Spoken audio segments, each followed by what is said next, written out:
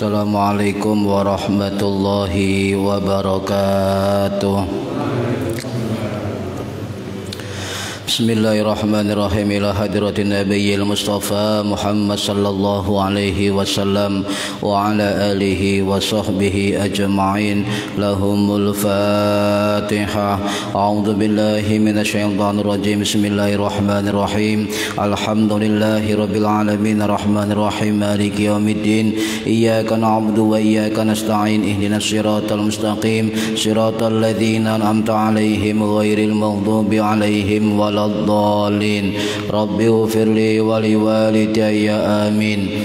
Hadiyatan minna ila arwahi masyayikhina wa limuallimina wa limurabbi ruhina wa liman ajazana wa limursyidina wa li'ulamaina wa limuassis nahdlatil ulama ajma'in wa li awliyai tis'ati wa li songo ajma'in, khususan ila sultanil awliya Syekh Abdul Qadir Al-Jilani radhiyallahu anhu, wa khususan ila musannif kitab Matnul Ghayah wa Takrib Al-Qadhi Al-Alim Al-Alama Al-Faqih Abu Suja Ahmad bin Husain Al-Isfahani Asy-Syafi'i Al-Asy'ari rahimahullah, wa usulihim wa furu'ihim wa asbajihim wa dzurriyyatihim wa ahli silsilatihim wa muridihim wa muhibbihim wa man ahbabihim wa jama'iyatihim radhiyallahu anhum. Syai'ulillahi lana wa lahumul Fatihah.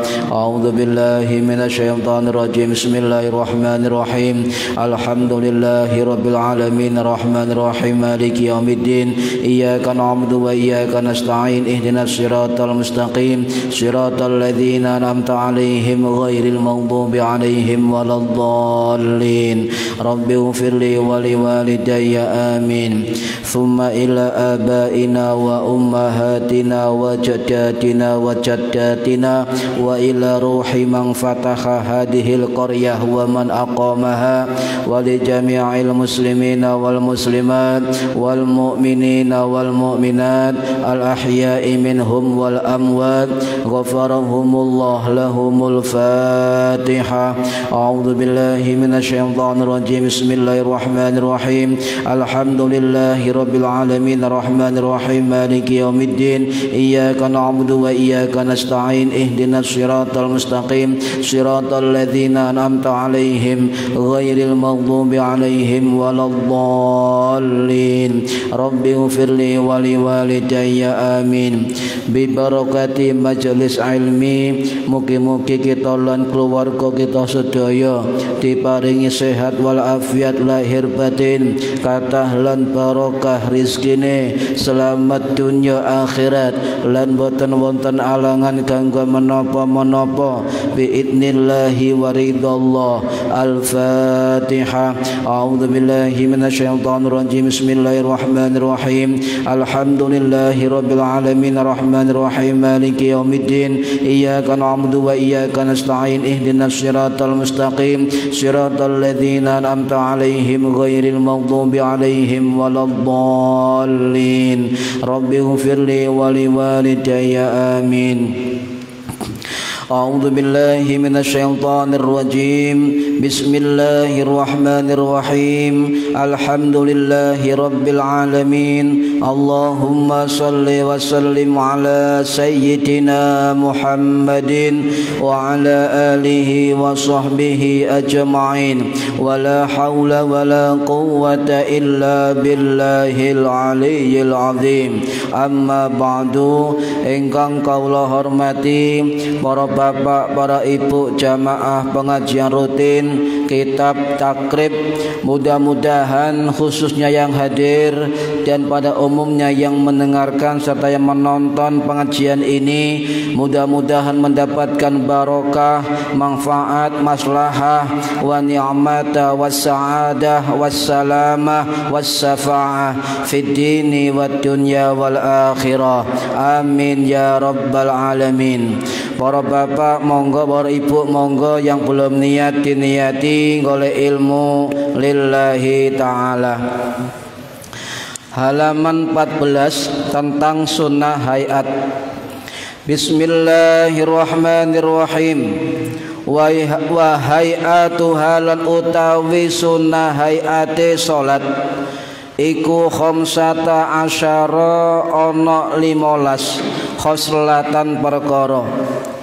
Suwiji iku raf'ul yadaini ngangkat tangan loro ainda takbiratil ihrami nalikane takbiratil ihram wa inda ruku'i lan nalikane ruku' wa raf'i minhu lan tangi saking ruku'. Para hadirin ingkang minulya niki kathah nggih.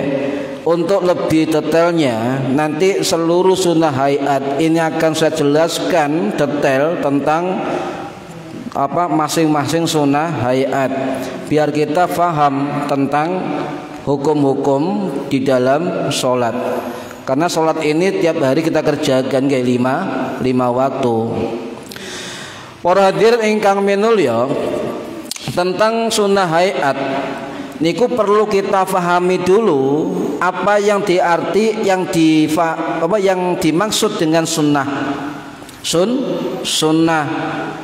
Sebab nyon sewu sekarang ini banyak orang yang mengklaim sunnah seolah-olah sunnah bagi mereka adalah wajib.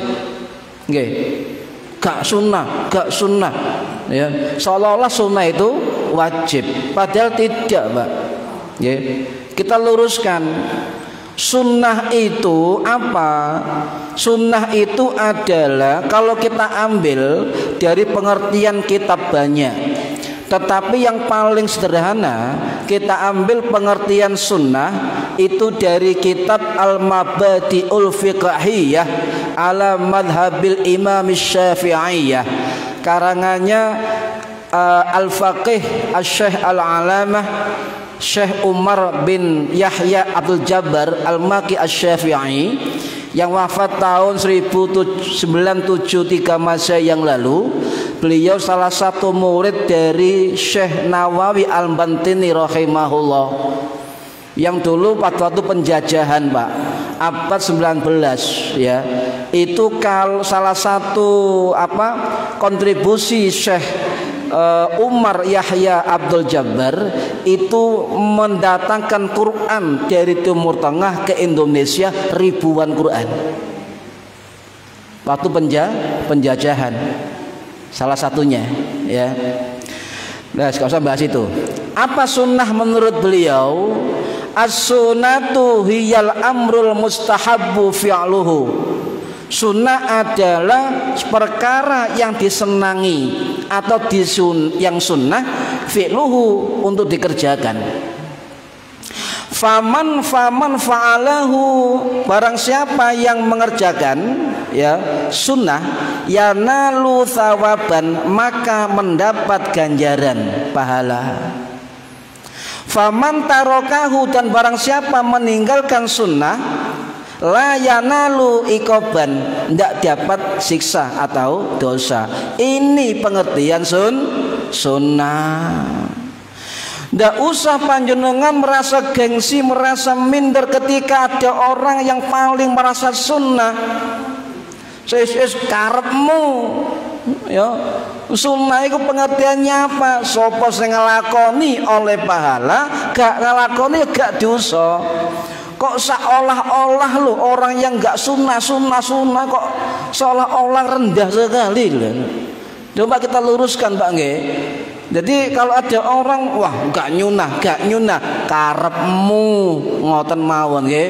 Dalile karepmu. Sebab sunnah pengertiannya dilakoni berpahala, gak dilakoni gak dosa, empun. Nggih. Nah, para hadirin rahimakumullah. Jadi sunnah di dalam sholat itu ada 3 tempat, Pak. Qabla sholat, sebelum sholat ada sunnah. Ya, fi dukhuli sholat juga ada sunnah dalam sholat. Ba'da sholat juga ada sunnah. Jadi sunnah ada di sebelum sholat, ada di dalam sholat, ada setelah sholat. Nah, ini pengertian 3 pengertian yang dikonsep oleh ulama besar Syafi'i kontemporer yang bernama Profesor Dr. Syekh Al-Alim Al-Alamah Al-Muhaddis Al-Faqih Wahbah Mustafa Az-Zuhaili As-Syafi'i rahimahullah dalam kitab beliau Al-Mu'tamad fi Fiqhi Imam Syafi'i yang wafat tahun 2015 yang lalu. Beliau ulama yang mutafannin, Pak. Ulama yang alim dengan berbagai keilmuan agama. Sulit cari ulama yang berkelas mutafannin, nggih. Semua ya hafal Quran, ya hafal sorof, ya hafal hadis, ya hafal sembarang galir kan. Ini mutafannin. Beliau mengatakan begitu, ada sunnah sebelum sholat, ada sunnah di dalam sholat, ada sunnah setelah sholat, pun, nggih. Nah, ada 2 sunnah kalau baleni bolak-balik. Di dalam mazhab Syafi'i ada 2 sunnah di dalam terkait dengan sholat. Ada sunnah ab'ad, ada sunnah hayat. Sunnah ab'ad adalah wajib dikerjakan. Kalau ditinggalkan atau lupa diganti dengan sujud sahwi. Okay.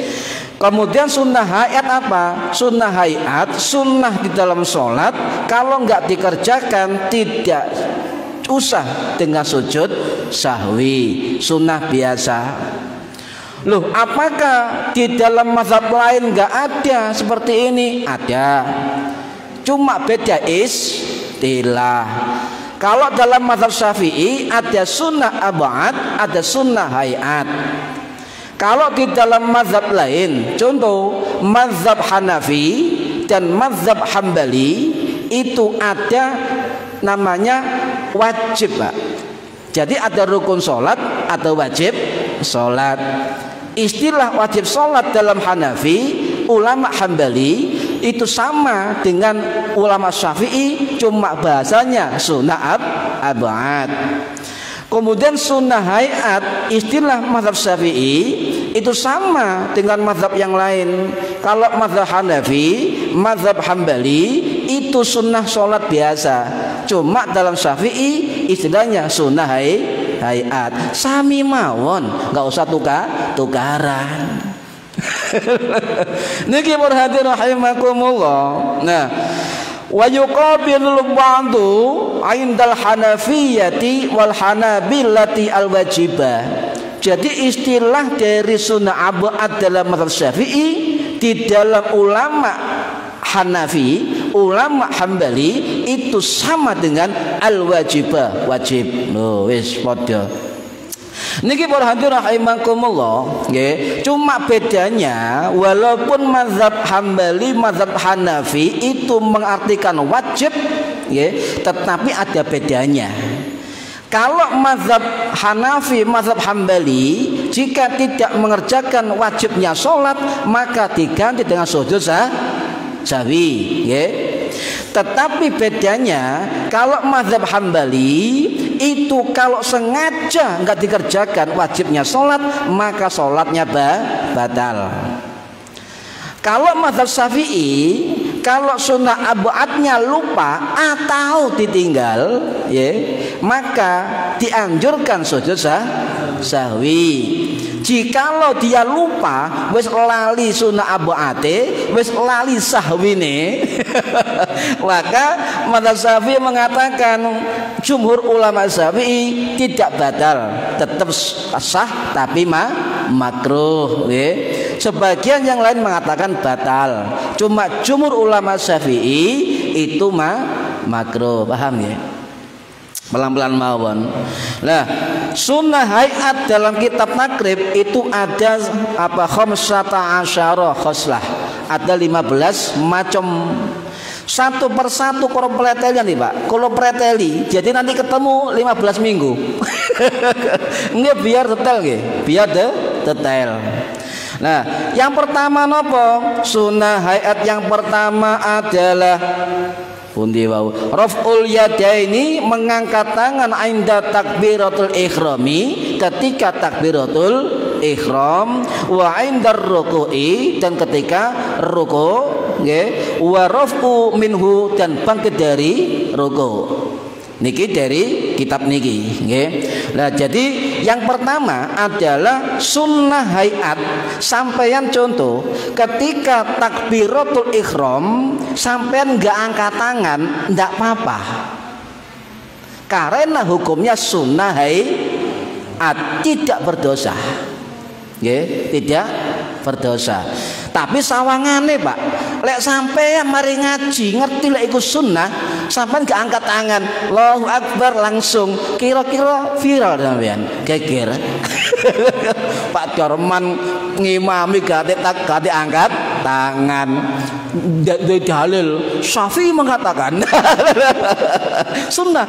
Yo enggak begitu ya. Jadi kalau itu sunnah, tapi kalau dikerjakan apa menyebabkan konflik, ditinggalkan. Lebih baik angkat tangan. Anjuran kuat dari mazhab Syafi'i, angkat tangan, nggih.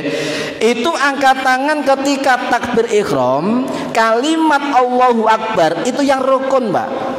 Kalau baleni rukun salat takbiratul ihram, semua ulama, semua fuqaha, semua mazhab sepakat bahwa takbir ihram maksudnya adalah kalimat Allahu Akbar. Sedangkan angkat tangan ketika takbir ihram hukumnya ijma ulama, sepakat para ulama. Kemudian yang kedua ada kalimat takbir sunnah, ngangkat tangan juga sunnah. Jadi ada takbiratul ihram, ada takbiratul intiqal. Kalau takbir ihram kalau baleni kalimat Allahu Akbar rukun, ngangkat tangan sunnah. Kalau takbir intiqal itu takbir perpindahan, Mbak, gerakan. Ya, jadi mau rukuk takbir dan angkat tangan, berdiri dari rukuk takbir dan angkat tangan, ya, kemudian berdiri dari tasawuf awal angkat tangan, itu sunnahnya. Nah, kalau takbir intiqal, baik kalimat takbirnya Allahu Akbar dan mengangkat tangannya itu sama-sama sunnah, kecuali kalimat bangkit dari rukuk bukan takbir tapi tasmi' sami Allahu liman. Lek ana wong ngadeg teko rukuk naik tidal keliru, Pak. Sakjane sami Allahu liman hamidah ngelamun titik, keliru Allahu Akbar. Lek gak tau ngaji geger niku imam gak entos belas. Loh, itu sah, Pak. Sebab kalimat takbir, kalimat tasmi' pada tempatnya itu cuma sawangane kan gitu. Itu ngimami gak entos, mosok tangi rukuk Allahu Akbar. Anggap ae imame ngelamun, ngoten mawon sah. Nggih. Cuma dielingno, mam. Nelek ojo ngono maneh. Ngare bingungi jamaah. Para rahimakumullah, nggih. Jadi takbir ngangkat tangan dalam takbiratul ihram, ngangkat tangan di dalam takbir intikal itu berlaku bagi sholat wajib dan sholat sunnah. Ya, pelan-pelan mawon. Okay. Nah, kemudian ini ijma ulama, Pak. Ijma ulama. Nah, apakah ada faham yang mengatakan sholat tidak usah angkat tangan? Ayo, tak semua panjenengan cagak geger kan loh. Jadi ijma ulama itu mengatakan mengangkat tangan sunnah, okay? Ini ijma. Tetapi menurut keterangan Imam Nawawi Ad-Dimashqi Asy-Syafi'i rahimahullah yang wafat tahun 1277 Masehi di Damaskus, dalam kitab Al-Majmu' Syarhul Mu'adzab beliau mengatakan ada satu kelompok yang mengatakan tidak usah angkat tangan sholat. Kelompok mana? Kalau sebut mawon cegak salah paham. Kelompok Syiah Zaidiyah. Syiah niku ono banyak aliran, Mbak. Cuma ada aliran Syiah yang bernama Syiah Zaidiyah. Itu ndak usah angkat tangan. Jadi Imam Nawawi mengatakan pendapat kelompok Syiah Zaidiyah itu keluar dari ijma ulama, walaupun dia punya pendapat apapun tapi tidak masuk di dalam ijma ulama. Nggih. Lek ana wong gak angkat tangan kecuali tangane kemeng, Pak, mari angkat abot-abot nggih. Apa geringgingen utawa mari tiba, ngono nggih. Untung itu sunnah. Niki para hadirin rahimakumullah, dan di mana letak sunnahnya takbir angkat tangan? Nggih. Lah kembali ke mazhab Syafi'i. Kalau mazhab Syafi'i dan jumhur ulama itu mengatakan ada 4 tempat. Nggih. Coba kita lihat dalam kitab Safinatun Najah karangannya Sayyid Salim bin Abdullah bin Sumer Al-Hadrami Al-Jawi Asy-Syafi'i rahimahullah yang wafat tahun 1834 Masehi di Tanah Abang Jakarta. Beliau mengatakan yusannu raf'ul yadaini arba'ah mawadhi. Sunnah ngangkat tangan itu di 4 tempat. Mazhab Syafi'i. Yang pertama adalah ketika takbiratul ihram. Yang kedua ketika mau ruku.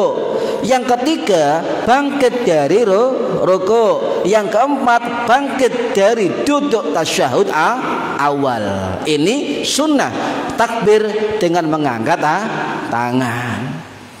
Sama nggak angkat tangan nggak apa-apa, Pak. Tangan teko tasyahud awal Allahu Akbar, keangkat tangannya nggak apa-apa. Tidak mengurangi keabsahan sholat, sebab itu sunnah hayat.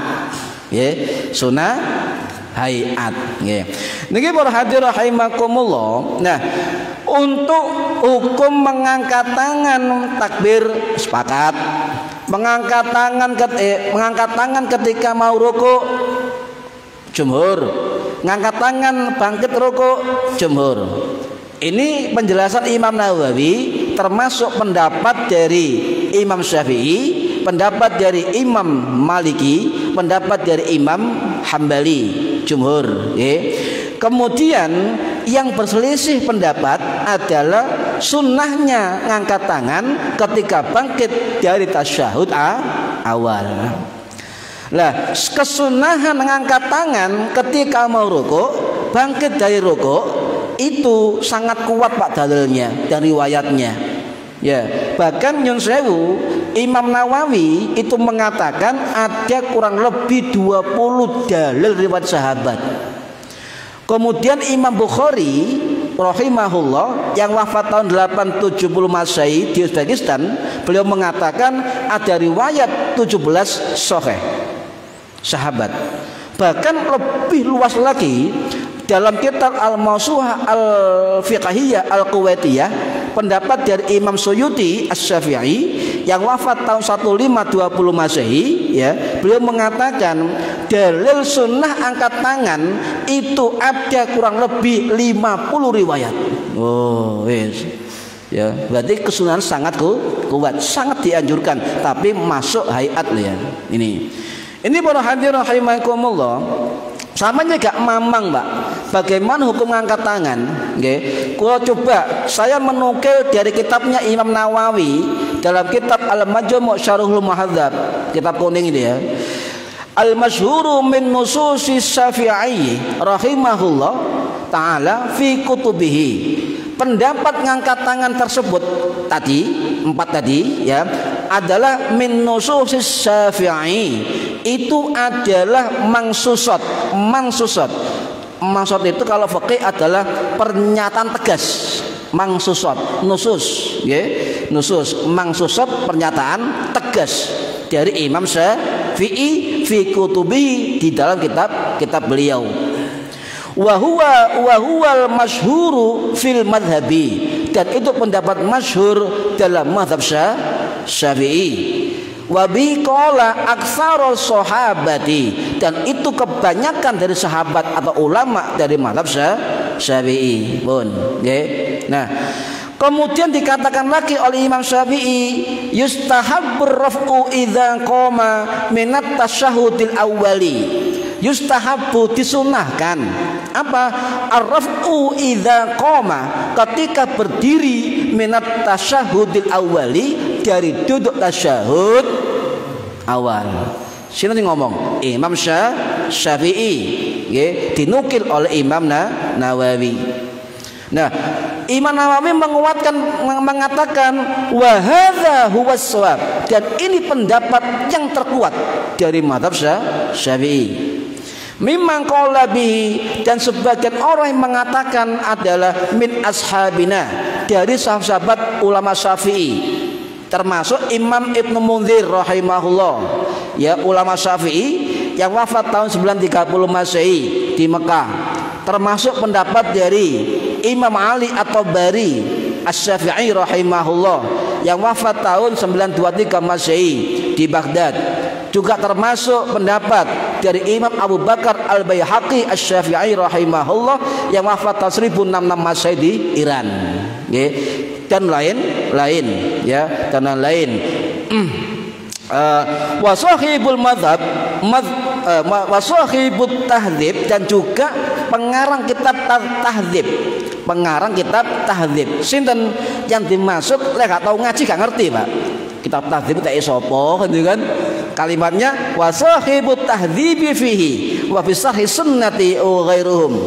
Lah lek tau ngaji paham, oh sing dimaksud kitab tahdzib adalah kitab tahdzibu fi fiqhil Imam Syafi'i, dan kitab Syarhus Sunnah yang dikarang keduanya oleh Al-Imam Al-Alama Al-Alim Al-Faqih Al-Qadhi. Siapa?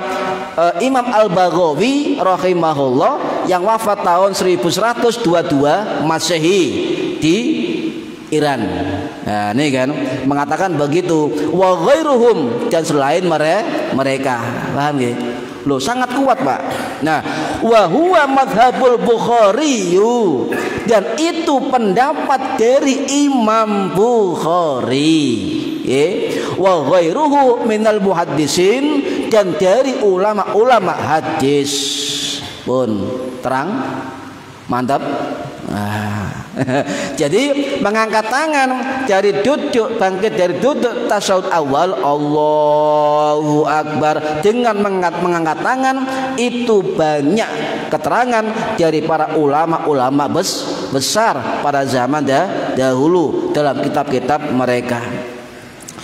Dan pendapat Imam Syafi'i itu menurut Imam Nawawi sama dengan pendapat dari Imam Maliki, ya, Imam Maliki. Ini para hadirin rahimakumullah. Saniki pertanyaannya begini, mengapa orang sholat kok butuh angkat tangan? Nah, kok mengapa kok sunnah biasa? Nah, tetapi di dalam kandungan mengapa kita angkat tangan dalam sholat itu banyak hikmah yang besar, Pak. Ya, salah satu yang menerangkan ini itu adalah Syekh Nawawi Al-Bantani Al-Jawi Asy-Syafi'i Al-Makki rahimahullah yang wafat tahun 1897 Masehi di Ma'la Mekah. ulama Nusantara, Pak. Imam Masjid Haram dulu abad 18 itu mengatakan wa hikmatu raf'ul yadaini fi sholati kama qala Syafi'i. Jadi banyak hikmah dalam mengangkat tangan dalam sholat seperti dikatakan oleh Imam Syafi'i. Apa? Itu adalah membuka hijab kita kepada Allah Subhanahu wa taala. Ya. Artinya Imam Syafi'i mengatakan mengangkat tangan ketika sholat, baik takbir ihram dan takbir intiqal dalam sholat, itu mentakzimkan Allah Subhanahu wa ta'ala, mengagungkan Allah Subhanahu wa ta'ala, membesarkan Allah Subhanahu wa ta'ala. Jadi kalau orang Allahu Akbar itu membesarkan nama Allah, maka dirinya harus diperkecil. Itu maksudnya Allahu Akbar. Tapi yuk tambah, nah itu membesarkan Allah, membesarkan apa dewe ya. Allahu Akbar harusnya Allah besar, kita kecil. Ngoten, Mbak. Nggih, itu dari Imam Syafi'i. Juga termasuk ucapan yang mewakili ungkapan hati, Allahu Akbar, nggih. Dan juga itu perpaduan dari ucapan, dari hati dan gerakan badan. Jadi ucapan, hati dan gerakan badan, angkat tangan, sehingga terbuka hijab, Pak. Di luar sholat kita sering sibuk gak sibuk golek kesibukan, ya. Kalau sibuk gak kesibukan HP-an main game. Allah dilupakan di luar sholat, dan kita sering ingat Allah itu di dalam ketika sholat. Bahkan yang sewu ketika dalam sholat pun kita lupa Allah. Allahu Akbar mikir liyane, sami Allahu liman hamidah, tuk tuk tuk tuk, bakso liwat lah tuh golang hilang bakso. Iku saya mikir ya Allah dia. Jadi kesempatan yang terbaik adalah dalam sholat, sehingga ketika ngangkat tangan Allahu Akbar, maka hubungan hamba dengan Tuhan itu berlangsung dalam sholat, menghadap Allah di dalam sholat. Tinggalkan kesibukan dengan kalimat takbir, diawali dengan takbir dan angkat tangan, ya. Marhati rahimakumullah, ada yang mengatakan ketika sholat diisi dengan Allah, ya, menyembah Allah, sadar dengan total. Kalau kita sudah angkat tangan, coba lihat yang angkat tangan nyerah terus pundi, Pak. Ampun, ampun bos, nah, lek namun nongso ampun Gusti Allah, lebih ampun lagi, ya, lebih ampun lagi. Total kita menghadap Allah. Jadi ini yang dimaksud dengan mengapa kita perlu mengangkat tangan ketika sholat. Muradir rahimakumullah, iki sunnah tunggal loh, dalam satu pertemuan. Ini ada 15 sunnah hayat, 15 pertemuan. Mohon apa nggih? Enggak apa-apa. Lama tapi enggak apa-apa. Nah. Kemudian kalimat Allahu Akbar, Pak. Jangan diganti-ganti. Nggih. Takbir Allahu Akbar harus pas. Dan menurut jumhur ulama, dari ulama Malikiyah, ulama Syafi'iyah, ulama apa? Hambali, Malikiyah, Syafi'iyah, Hanabilah. Maliki, Syafi'i, Hambali itu sepakat kalimat takbir tidak boleh diganti, tetap harus Allahu Akbar, ya. Tidak boleh pakai bahasa selain bahasa Arab, wajib pakai bahasa Arab. Siapapun wong bisu terus pundi tetap wajib Allahu Akbar, tapi dalam hati. Tapi lek wong sehat kayak kita, Allahu Akbar itu lesan bergerak, Allahu Akbar. Karena ini rukun kauli, rukun ucapan, rukun perkataan. Jangan begini, harus tegas Allahu Akbar, ya. Karena itu bersifat tauqifiyah, Pak. Tetap syariat, ya. Nah, selain ada pendapat sebagian kecil ulama Syafi'i yang membolehkan kalimat takbir itu kalimat lafaz akbarnya ditambahi alif dan lam. Allahu al-akbar, Allahul akbar, sebagian ulama Syafi'i nggih. Lah sampean kerungu orang ketika takbir Allahul akbar, Allahu al-akbar, itu sebagian kecil ulama Syafi'i membolehkan nggih. Tetapi jumhur ulama Syafi'i tidak boleh nggih. Nah, kemudian yang aneh adalah pendapat dari mazhab Hanafi, boleh membaca takbir dengan kalimat yang bukan Arab, asal maknanya sama. Ini siapa? Mazhab Hanafi. Ya, boleh dan sah memakai bahasa apa saja meskipun bukan bahasa Arab. Ini mazhab Hanafi. Paham ya? Misalnya ana wong mazhab Hanafi nggih, Allah Maha Besar. Wah. Sing Madura Allah Maha Raja. Wah. Sing Jawa Allah Maha Ageng. Nah, kira-kira Pak, tukaran gak Pak?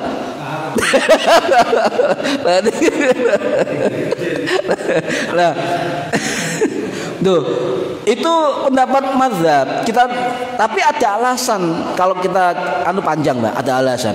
Nah, itu tentang kalimat Allahu Akbar. Sekarang terus pun di posisi tangan ketika takbir turunin mau sama numen nggih, cuma lebih detail ini.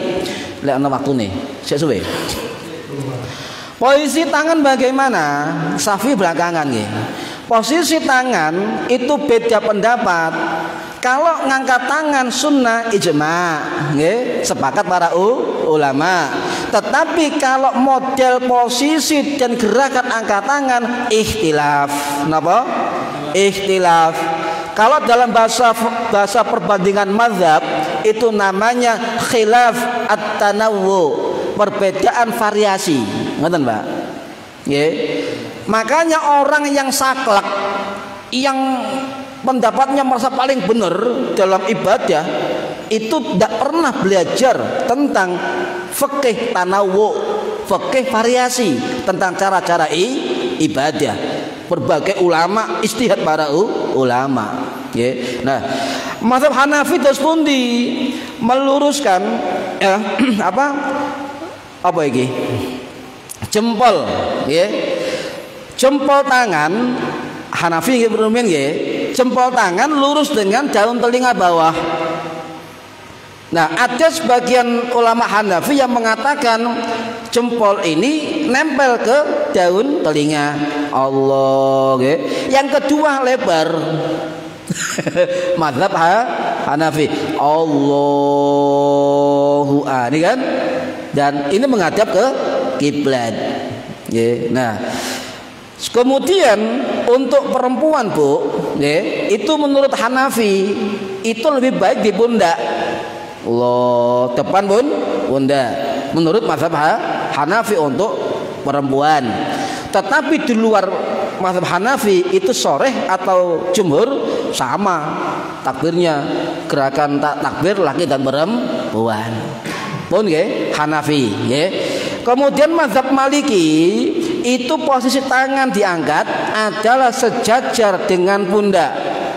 Allahu Akbar, agak dibuka sedikit itu Maliki. Kalau Hanafi dibuka lebar, kalau Maliki agak dibuka. Allah, di depan pundak atau bahu. Kemudian Hambali bagaimana? Mazhab Hambali karek kongon mele Pak. Ada dua pilihan begitu.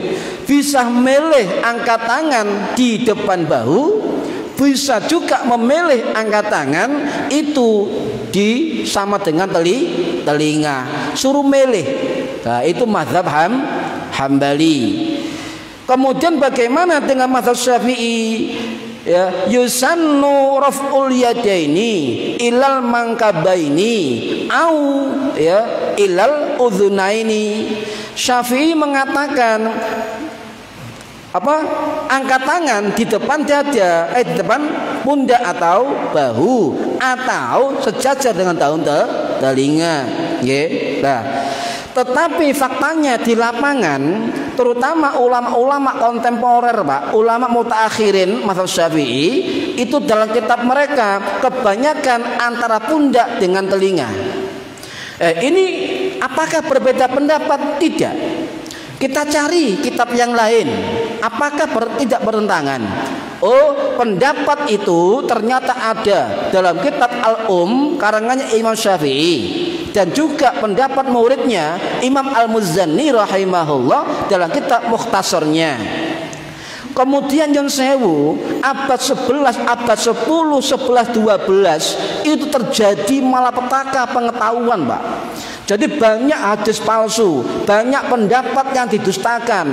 Ini Syafi'i padahal bukan, ini Maliki padahal bukan. Akhirnya muncul ulama yang luar biasa, seorang muhakkik, validator, Pak. Dikolei, ndise fikih Syafi'i, dikolei. Keliling dunia beliau. Siapa? Al-Imam Al-Qadhi Imam Rafi'i, ya rahimahullah. Ya, niku muhakkik yang wafat tahun 1226 Masehi. Juga sama muhakkik dengan Imam Nawawi, beliau mentaskai, Pak. Oh, ini bukan pendapat Syafi'i, ini pendapat Syafi'i.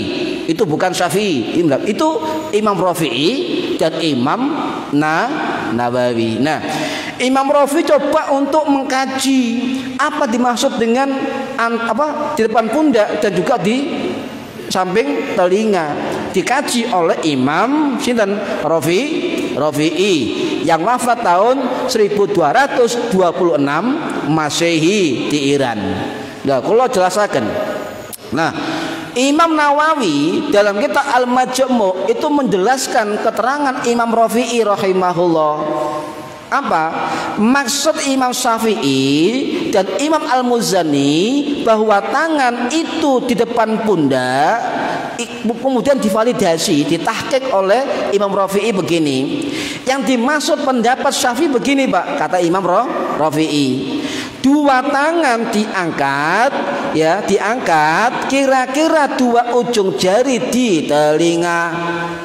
Ujung. Nah, ya. Itu yang pertama. Yang kedua, kedua jempol itu sejajar dengan daun telinga bawah. Nggih. Aja diukur kira. Yang ketiga, bagian telapak tangan ini sini sejajar dengan pundak gini, nggih. Kok diukur pas gak ya? Mosok kaya salat Allah pas gak ya? Kok gak pas, kurang titik, jangan dikira ngoten mawon. Loh, Pak, kula biasa ngeten Allahu Akbar, tidak apa-apa. Biasa Allah, tidak apa-apa. Itu hanya keterangan sesuai dengan pendapat Imam Syafi'i. Pun paham ya? Nah, pun. Sakniki jari-jari tangan ketika takbir, Pak, ngene apa ngene apa ngene apa ngene, ini dijelaskan walaupun sunnah biar nggak geger dijelaskan, ya.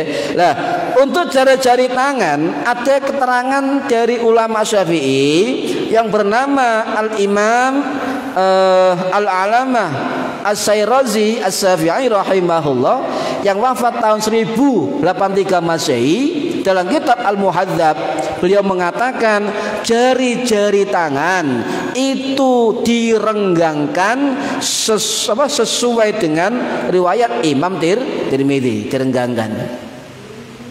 Tapi gak kenceng, Pak. Renggang. Ini pendapat Imam As-Sayrazi. Loh, apa bener? Sebab guru saya pernah dulu ngaji kitab Fathul Qorib, Kiai Rifai mengatakan sedengan mawon. Nah, kalau santri goleki, loh bener kok sitoke renggang, sitoke biasa. Digoleki ketemu, oh ternyata ukuran tentang jari-jari ketika angkat tangan itu beda pendapat antar madhab. Contoh, dalam kitab Nailul Autor, Pak, karangannya Imam Asy-Syaukani rahimahullah, adzan. yang wafat tahun 1834 Masehi di Yaman. Beliau mengatakan mazhab Hanafi, mazhab Maliki, mazhab Syafi'i itu sunnah merenggangkan jari. Loh, kalau Syafi'i merenggangkan, maka kita coba lihat keterangan kitab lain. Oh, saya ketemu di dalam keterangan Imam Nawawi dalam kitab Syarah Sahih Muslim. Ternyata Imam Nawawi mengatakan di dalam mazhab Syafi'i posisi jari-jari ketika angkat tangan ada 3 pendapat mazhab Syafi'i. Yang pertama, jari-jari direnggangkan. Allah direnggangkan Nah, ini direnggangkan. Ini pendapat sinten wau tadi? Imam As-Syairazi, itu direnggangkan. Juga pendapat dari Imam Al-Mahamili Asy-Syafi'i yang wafat tahun 1024 Masehi. Yang kedua, tidak renggang, tidak rapat. Tadi begini kan, sekarang begini. Nah, enggak renggang, enggak rapat sedengan. Ngeten nggih? Nah, tadi Allah ya. Yang kedua begini. Tetap renggang tapi tidak rapat. Ini pendapat yang kedua dari mazhab Syafi'i. Ini pendapat dari Imam Al-Ghazali rahimahullah yang wafat tahun 1111 Masehi di Tus Iran. Yang ketiga adalah ukuran biasa. Sama biasa enggak? Nah, biasa. Ya, tidak renggang sama sekali, hampir rapat. Nah, ini yang ketiga. Nah, inilah pendapat Imam Ar-Rafi'i. Nah, dari semua itu Imam Nawawi menyimpulkan 3 pendapat. Wa ayyufarriqa baina asabi'ihima, kedua jari-jari tangan, ya, tafriqon wasaton, renggang yang sedang saja. Lah, kan? Tafriqon wasaton, renggang biasa-biasa saja. Menyimpulkan ketiga pendapat. Allah, kau usah diukur, Pak. Allah, foto kayak gini. Allah, biasa-biasa saja. Nah, sekarang arah tangan apakah pas arah kiblat? Lek mereng bagaimana? Sering kan ya? Wow, ini kan? Apa harus saklek menghadap ke arah kiblat? Apakah miring boleh? Lah, mazhab Syafi'i itu asal agak menghadap ke kiblat sah. Misalnya ya, Allah miring ya, lah kan kiblat, tak apa-apa, boleh. Tetapi yang paling disiplin itu dari mazhab Hambali, Pak. Jadi ini jari tangan arah kiblat. Jadi ngangkatnya kayak gini. Nah, pengaruh kan Bang? Coba apa ingatan ya? Pengaruh. Pasti kena melok. Nah, karena ya. Lah Syafi'i boleh. Ini menghadap ke kiblat, boleh agak miring, boleh. Allah boleh. Ya, itu mazhab Syafi'i. Mazhab Hambali sama dengan pendapat mazhab Hambali. Hanafi sama dengan cuma mazhab Hambali itu ketika jari-jari angkat tangan takbir menghadap ke kiblat hukumnya sun. Syafi'i hukumnya saya mboten. Hampir sama, kau satu karah. Ini jelas ngoten Pak. Nah, niki para hadirin rahimakumullah, kecuali Pak nyun sewu, ketika ngomong kalimat Allahu Akbar harus dengan lesan Pak. Karena ini rukun qauliyah, rukun perkataan. Jadi ketika ngucap Allahu Akbar, lesan bergerak bibirnya Allahu Akbar. Dan terdengar oleh diri kita sendiri, lek makmum atau sendirian, maksimal dia boleh kanan kiri dengar, boleh. Jadi ana wong takbir Allahu Akbar cek bantere. Boleh, kanan kiri mendengar boleh. Nah, kemudian khusus imam lho nggih, walaupun salat jahar, salat siri, ya semua salat itu setiap takbir setiap tasmi' sami Allah ya, salam itu disunnahkan keras. Imam. Kemudian suara imam ketika sholat jahar, napa? Isya, subuh, maghrib, suara keras ya, Fatihah keras. Kemudian ono imam gak patek banter, Pak. Bismillahirrahmanirrahim. Alhamdulillah. Atau diam ketika maghrib, subuh, isya. Geger gak boten? Geger, Pak. Padahal suara imam keras itu sah. Cuma kita gak tahu ngaji. Soalnya apa? Kurang mantep karena kebiasaan. Dibalik zuhur banter. Allah bismillahirrahmanirrahim. Kira-kira musala mriki sing imam Pak Darwan. Pasti ngeten wong mudura situk aneh-aneh. Nah ini padahal suara imam yang keras ya, kalau sholat jahar kemudian pelan, kalau sholat siri jahar suaranya, itu suara imam didengar oleh jamaah. Tapi ojo kemudian dipraktekkan, Pak. Nggak geger. Cek ngerti hukumnya. Duh, pernah nggak sampean ngimami maghrib nggak suara? Kadang lali nggih. Allahu Akbar. Bojone mari salah ngene no, Pak, kok gak suara nih, Pak. Oh yo lali. Tetap hukumnya sah. Paham nggih? Nah, cek geger ngoten lho. Oh, bismillah, suarane gak enak imam. Ya sing golek sing enak, ya. Sampai-sampai gak enak. Telas. Ya aduh, sik durung kabeh iki. Ya. Lala tambah pertemuan. Nggih, mangke kula terangkan tentang banyak hal, Pak, yang terkait dengan takbir, mangke nggih. Oke, nggih, mugi-mugi manfaat fid dini wa dunya wal akhirah. Al-Fatihah. A'udzubillahi minasyaitonir rajim. Bismillahirrahmanirrahim. Alhamdulillahirabbil alamin.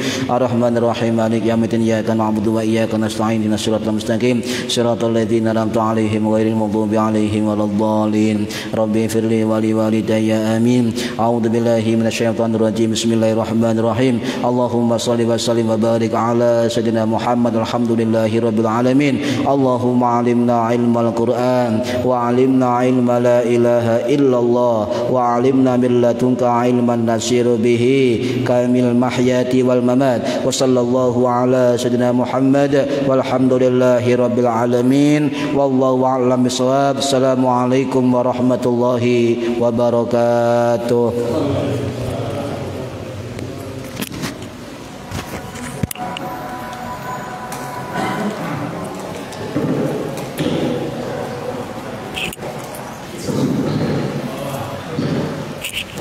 Allah